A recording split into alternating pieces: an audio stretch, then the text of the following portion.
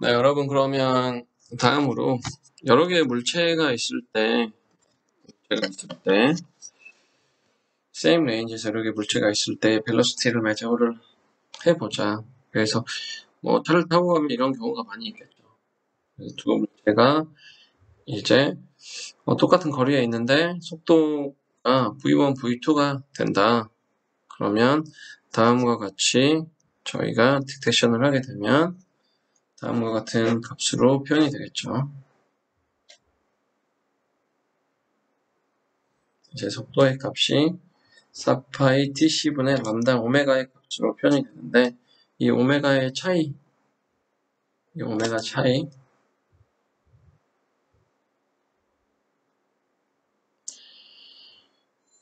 표현이 되겠죠. 그래서 이제 tc만큼 이제 피크 밸류에서의 페이지 컴포넌트가 두 개의 오브젝트로부터 나오게 되죠.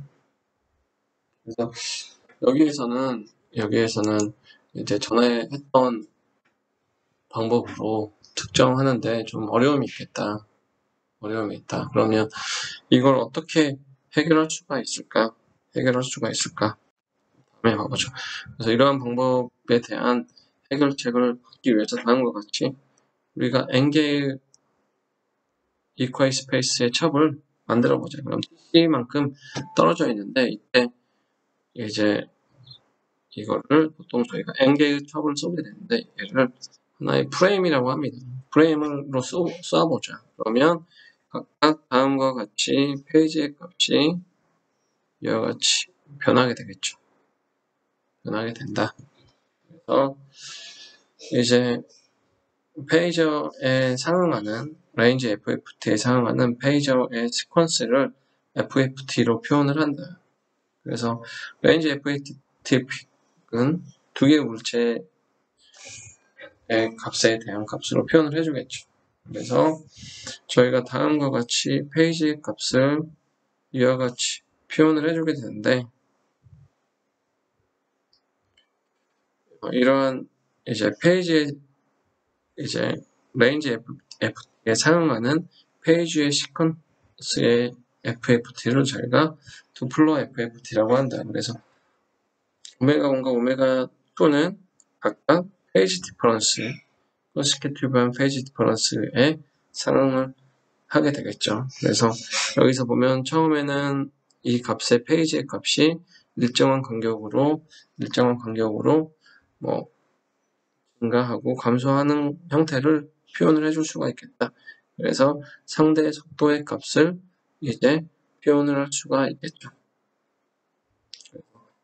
특정 비율만큼 페이지의 값이 계속 변하는데 이 페이지의 값을 저희가 다시 표현을 해서 다음과 같이 저희가 정의할 수가 있겠다. 그래서 두 개만으로는 부족하다. 그래서 여러 개의 값을 계속 반복해서 하면서 이제 표현을 하고 그때 이제 조건은 Vmax의 값이 결정이 되어 있어야 되겠죠. Vmax의 값보다는 이제 작은 값으로 속도가 온다라는 가정하에 저희가 가능하다라고 얘기할 수가 있겠습니다. 그래서 도플러 FFT를 하게 되면 저희가 출력의 값이 오메가의 값이 나오게 된다. 이 오메가의 값을 이용을 해서 이제 벨로시티를 계산을 할 수가 있겠습니다. 그러면 벨로시티 레졸루션에 대한 값을 한번 계산해 보도록 하죠. 그래서 벨로시티 레졸루션은 도플러 FFT의 capability를 나타내는 형태가 되겠죠. 그래서 maximum separation V1과 V2 사이에 이제 minimum separation의 값에 대해서 저희가 도플러 FT에서 두 개의 피크의 값으로 이제 표현할 수가 있죠. 그래서 저희가 FFT를 이제 기억을 하게 되면 n 랭스의 시퀀스로 나타낼 수가 있는데 이게 두 개의 프리퀀시 오메가 1과 오메가 2로서 이제 나타나게 된다. 이 값이 이제 F에 상응하는 값으로 표현할 수가 있겠죠. 그래서 이제 V 레졸루션의 형태로서 이제 표현을 할 수가 있다. 그래서 V 레졸루션은 다음과 같이 파이 오버 이 ft의 값으로 저희가 표현할 수 있겠습니다. 그래서 벨로시티 레졸루션은 이제 프레임 타임에 의해서 정의가 될 수가 있겠죠. 그 이제 TF는 저희가 프레임 타임이죠. 프레임 타임이다. 그래서 저희가 TF의 값은 프레임 타임으로 이제 표현을 했고, 그리고 각각의 간격을 TC의 값으로 표현을 했죠. 그래서 첫 듀레이션의 이제 TC의 값이고, TF의 값은 프레임 타임이라고 여러분들 이해를 할 수가 있겠죠. 그래서 V 레졸루션의 값은 속도에 대한 레졸루션의 값은 람다 오버 이 TF의 형태로 저희가 표현을 할 수가 있겠습니다.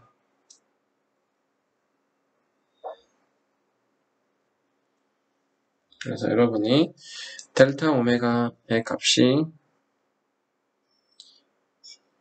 4파이 델타 V TC의 값으로 표현이 되고 TC 오버 람다의 값으로 표현이 되니까 델타 오메가는 n분의 2파이보다 더 큰 값이어야 된다. 그렇기 때문에 델타 V의 값은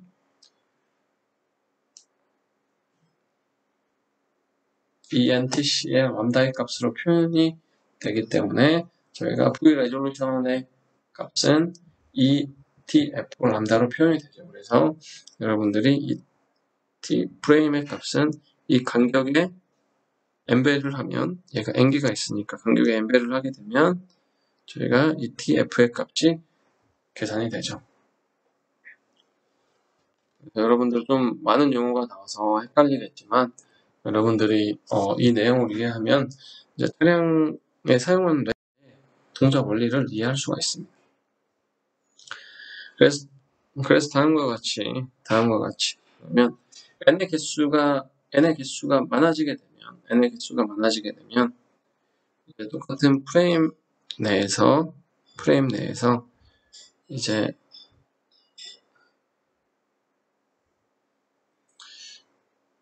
맥시멈한 메저러블 벨로시티와 레졸루션이 이제 두 개의 레이더인 경우에 어떻게 표현이 될 거냐. 그래서 이제 레이더 A에서의 프레임의 랭스는 이제 TF가 되죠. 그래서 이제 EN만큼 이퀄 스페이스만큼의 첩이 발생을 하고 B 레이더 같은 경우에 프레임에서는 이제 N개의 첩이 발생을 하는 거죠. 그러면 이제 첩의 개수가 더 작아지는 형태다. 그럴 때 어떻게 표현되는지 이제 계속해서 공부를 해보도록 합시다.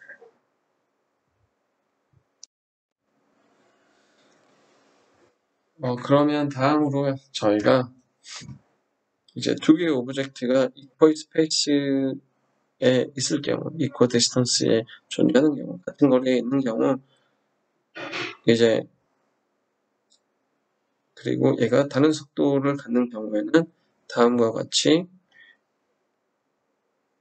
디스턴스와 첩 인덱스를 이용을 해서 이제 표현을 할 수 있습니다. 그래서 3D로 여기서 표현한 거죠. 그래서 디스턴스의 값이 이제 레인지 FFT를 이용을 해서 피크의 값을 이제 결정할 수 있고, 그리고 이제 두 개의 피크에 상응하는 이제 벨로시티의 값을 이용해서 저희가 표현할 수가 있다. 그래서 2D FFT를 이와 같이 이제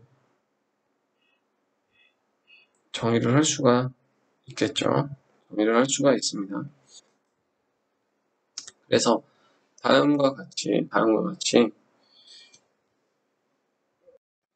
저희가 FMCW에서 2D FFT를 프로세싱을 할 때 다음과 같이 레인지와 첩 인덱스를 이와 같이 나타내는 거죠. 그래서 n개가 있을 때 레인지의 값이 어떻게 변하는지를 이제 여기서 표현을 한 겁니다. 그래서 A-다이타가 이제 상응하는 첩에 따라서 이제 매트리스로 조장이 됩니다. 매트리스 조장이 되게 되면 레인지 FEFT는 이제 H로의 다음과 같이 레인지의 값으로 이제 표현이 된다. 그래서 각각 레인지의 값으로 표현이 되고, 그래서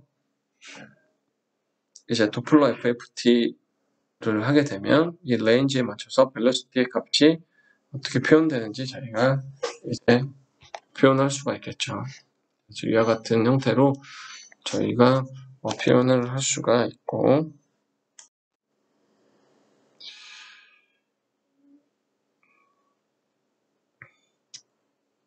다음과 같이 또 이제 레인지 FFT를 다음과 같이 만들어주고, 다시 도플러 FFT에 상응하게 이제 표현을 해줄 수가 있다.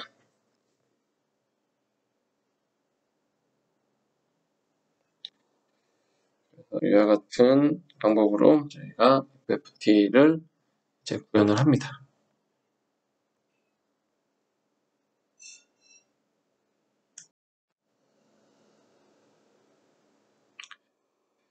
그러면 첫 파라미터에 대해서 저희가 지금까지 배운 거에 대해서 한번 정리를 해보도록 하죠. 저희가 레인지 레졸루션에서 다음과 같이 레인지 레졸루션을 정의를 했었죠. EB 값을 정의를 했고, 맥시멈 레인지는 이제 Tmax의 값은 IFmax의 값과 같이 해서 정의를 했습니다. 그리고 벨로시티 레졸루션의 값은 다음과 같은 프레임의 값에 맞춰 정의를 했죠. 그리고 맥시멈 벨로시티의 값은 다음과 같이 람다 오버 4TC의 값으로 결정을 했습니다. 그러면 우리가 프레임을 어떻게 디자인할 수 있을지 이제 한번 생각해 보도록 하죠. 우선 첫 번째로 TC는 이제 Vmax의 값을 이용해서 결정을 할 수 있겠죠. 그래서 차량용 레이더라고 하면 우리가 자의 속도가 만약에 300km까지만 km/h까지만 계산을 해보자. 그럼 Vmax의 값을 300km/h로 계산을 하고, 이때 저희가 77기가를 사용한다고 해보죠. 그러면 람다의 값이 아까 대략적으로 4mm 스퀘어다. 4mm의 값을 갖는다 라고 할 수 있죠. 그러면 Vmax가 뭐 300km/h다 혹은 360km/h라고 하면 100m/s가 되죠. 그래서 저희가 이제 맥시멈한 값을 이용을 해서 TC는 4Vmax 오버 이제 람다가 되죠. 그래서 이 값을 이용해서 첩의 거리를 계산을 할 수가 있습니다. 첩의 시간을 계산을 할 수가 있죠. 그러면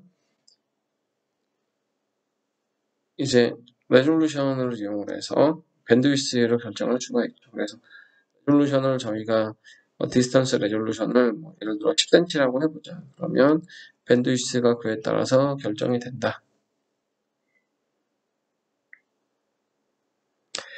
저희가 B와 TC가 이제 알려졌으면 저희가 슬롭이 이제 결정이 될 수가 있죠. 슬롭은 S는 B 오버 TC의 값으로 결정이 될 수가 있고, 다음으로는 프레임 타임은 이제 벨로시티 레졸루션에 의해서 결정이 될 수 있다. 그래서 만약에 우리가 레졸루션을 1m/s의 레졸루션으로 계산을 해보자 라고 하면 프레임의 값이 어떻게 될지 결정이 될 수가 있죠.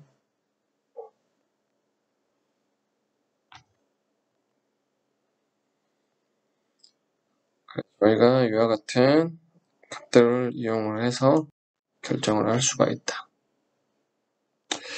그런데 실제로 저희가 구현을 할 때 이제 첫 파라미터가 도착하는데 이제 프로세싱을 하기 위해서 약간의 이제 시간이 이제 필요하겠죠. 그래서 첩이 하나 들어오면 그 다음에는 리플렉션 된 첩이 들어오는데 그 중간에도 이제 시간이 필요하겠죠. 그래서 저희가 인터칩 아이들 타임이 이제 필요하게 됩니다. 그래서 샵 후에 램프 다운을 하기 위한 아이들 타임이 필요하다. 그래서 이제 다음과 같이 이제 IF 밴드위스는 이제 다음과 같은 형태로 이제 결정이 된다. 그래서 IF 밴드위스는 디바이스에서 결정이 되는데 그때 S와 D, Max의 값이 이제 결정이 되어 있으면 이때 IF 밴드위스는 뭐 결정이 될 수 있겠죠. 슬로프를 결정을 하고 그때 아이들 타임을 저희가 결정을 해야 되는데 저희가 이때 결정을 할 때 이 신서사이저가 이제 주파수가 맥시멈 프리퀀시에서 미니멈 프리퀀시로 바뀌어야 되죠. 그때 이제 이 신서사이저가 안정하기 위한 시간이 필요하겠죠. 그리고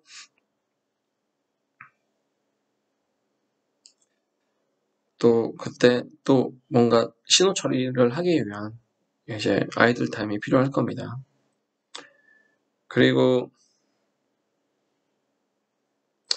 디바이스는 또 충분한 메모리를 갖고 있어야 되겠죠. 그래서 레인지 FFT 데이터를 스토링을 해야 되겠죠. 그래서 이제 프레임에서의 모든 첩에 대한 레인지 FFT 데이터를 저장을 해야 된다. 그래서 첫 번째로 레인지 FFT가 이제 저장이 되고 나면 도플러 FFT의 값이 컴퓨팅을 하게 되기 때문에 레인지 FFT 후에 이제 데이터를 저장하기 위한 충분한 저장 공간을 필요로 하게 됩니다.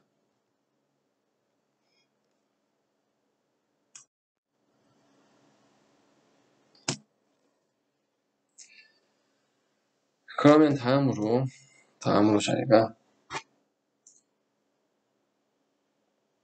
전 파라미터의 값이 한번 살펴보도록 하죠. 그리고 x와 dmax의 값은 여러분들이 IF 밴드위치에 의해서 이제 제약이 되죠. dmax의 값이 증가하게 되면 s의 값은 감소하게 되죠. 그래서 저희가 첩의 시간은 이제 Vmax에 의해서 제한이 되어 있다라고 하면 슬롭이 작아지게 될 때 이제 레졸루션의 값이 작아지게 된다. 슬롭이 작아지게 되면 레졸루션의 값이 작아지게 되는 특성을 보이고 있습니다.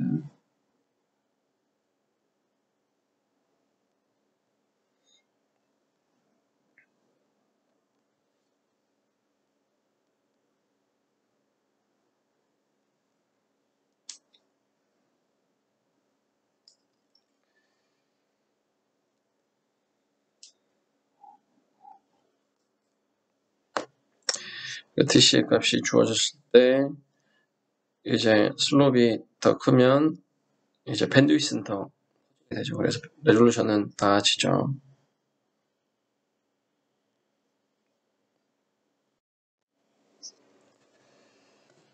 그러면 저희가 다음으로 이제 레이더 레인지 이퀘이션을 한번 살펴보도록 하죠. 여기 여러분들이 얘기하는 TX, 그러니까 RX가 되죠. 그래서 저희가 TX에서 특정 파워로 이제 출력을 하게 됩니다. 그래서 저희가 레이더에서 신호를 송신할 때는 특정 전력 크기만큼으로 신호를 송신을 하게 됩니다. 특정 파워 레벨로 신호를 송신을 하게 되는데 그때 파워를 TP 그리고 저희가 안테나를 사용하게 되는데 저희가 어떤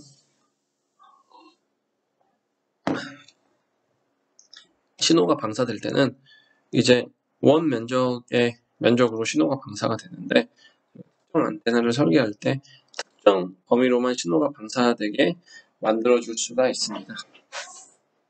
그렇기 때문에 그때 radiated power density의 값은 4파이 d 스퀘어에 해당하는 면적에 해당하는 값으로 방사가 되게 되죠. 그래서 출력된 파워와 특정 방향으로 안테나 게인을 만들어주고 그러면 거기에 따라서 특정 면적으로 이제 파워가 전송이 되는데 그때 파워를 radiated power density라고 얘기를 하고 그래서 이제 거리가 멀어지면 멀어질수록 특정 면적에 전달되는 파워의 값이 작아지게 되겠죠.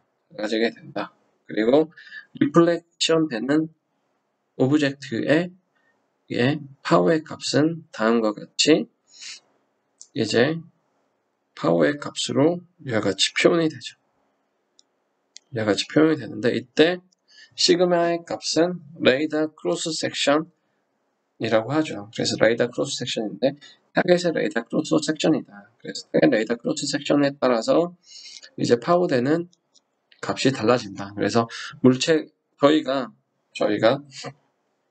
다음과 같이 이 지점에서 이제 이 방향으로 전파를 보내게 되면 특정 구간에서의 면적이 다음과 같이 이제 4파이 d 스퀘어의 만큼 감소하게 된다. 왜냐하면 9의 방향으로 반사가 되기 때문에 이와 같이 반사가 되는데 저희가 어떤 물체가 있으면 이 작은 물체와 큰 물체에서는 이때 받아들이는 이제 파워의 면적이 달라지겠죠. 그렇기 때문에 저희가 레이더 크로스 섹션에 따라서 이 반사되는 파워의 값이 달라지게 됩니다.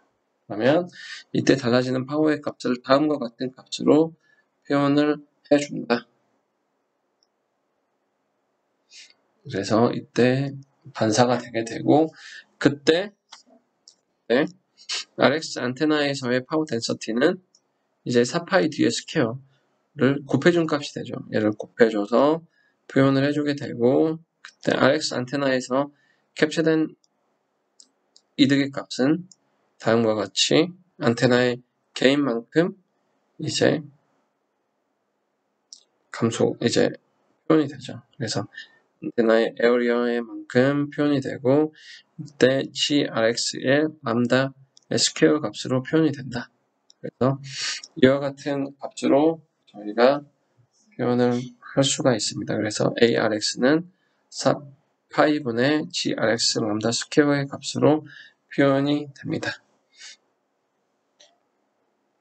RX 안테나에서의 캡처된 파워 같은 경우는 거리에 따라서 영향을 받게 되죠. 그래서 그리고 안테나 이제 레이더 크로스 섹션 타겟의 레이더 크로스 섹션에 따라서 물체의 크기에 따라서 결정이 되는 영향을 받고 그리고 트랜스미터 파워 그리고 안테나의 개인 TX와 RX 안테나의 개인의 영향을 받게 된다. 그리고 저희가 이 주파수에도 크게 영향을 받게 된다.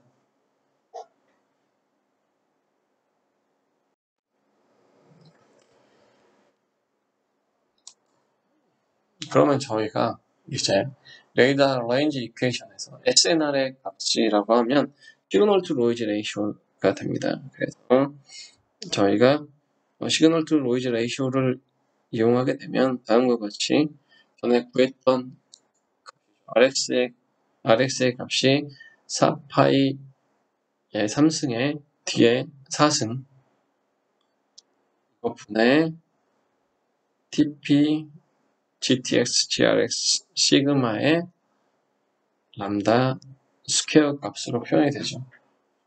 그래서 이때 이 값이 시그널이 되죠. 시그널이고 노이즈의 값은 KTF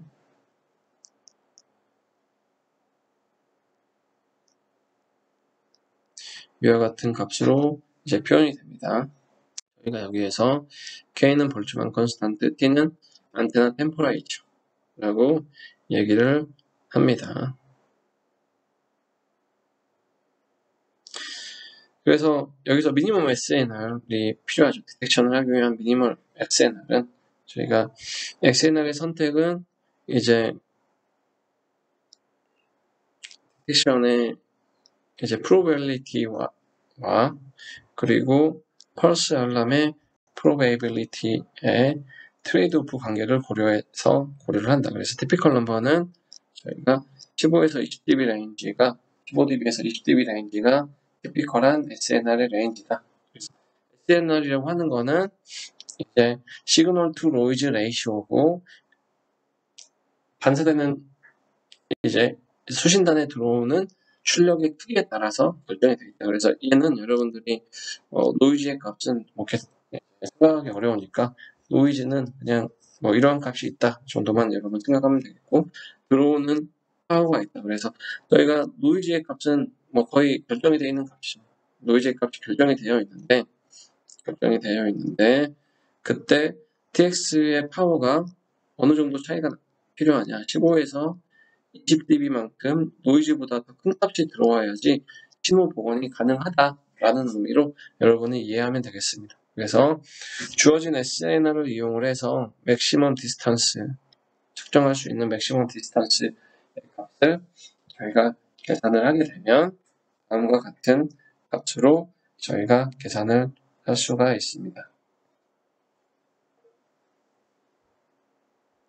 네, 그러면 여러분 오늘 수업은 여기까지 하고 마치도록 하겠습니다. 다음 주에 계속 이어서 수업을 하도록 하겠습니다.